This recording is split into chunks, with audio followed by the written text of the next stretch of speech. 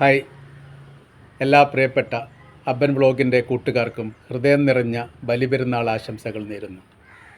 സഹനത്യാഗത്തിൻ്റെ ഓർമ്മ പുതുക്കുന്ന ദിവസമാണ് ബലിപെരുന്നാൾ.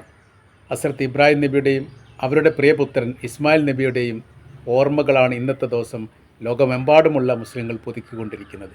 എങ്ങനെയാണ് ഒരു സിർട്ടാവും അടിമയും തമ്മിൽ ബന്ധമുണ്ടാകേണ്ടത്, സിർട്ടാവിനെ എങ്ങനെയാണ് അടിമ അംഗീകരിക്കേണ്ടത്, അവരുടെ അനുസരണ എങ്ങനെയാണ് നമ്മുടെ ജീവിതത്തിൽ പകർത്തേണ്ടത് എന്ന് അടയാളപ്പെടുത്തിയ ദിവസമാണ് ഇന്നത്തെ ദിവസം.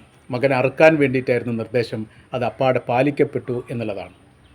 അപ്പോൾ അത്രയ്ക്ക് ത്യാഗം ചെയ്ത ഒരു പ്രവാചകൻ്റെ സ്മരണകളാണ് ഇന്ന് ലോകമെമ്പാടും ഓർമ്മിക്കുന്നത്.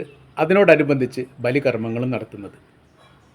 നമ്മെ സംബന്ധിച്ചിടത്തോളം ഇന്നത്തെ ദിവസത്തിന് മറ്റൊരു പ്രയാസത്തിൻ്റെ ദുരന്തത്തിൻ്റെ ദിവസം കൂടിയുണ്ട്. അതൊന്ന് സദ്ദാം ഹുസൈനെ തൂക്കിലേറ്റതാണ്. രണ്ടാമത്തത് ഇത്തരം ആഘോഷങ്ങൾ നടത്താൻ പറ്റാത്ത സ്ഥിതിയിലെത്തിയിരിക്കുന്ന ഫലസ്തീൻ ജനതയുടെ അവസ്ഥയാണ്.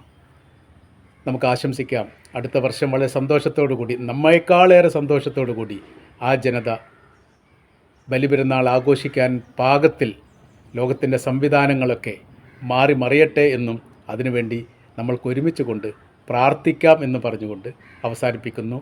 നന്ദി.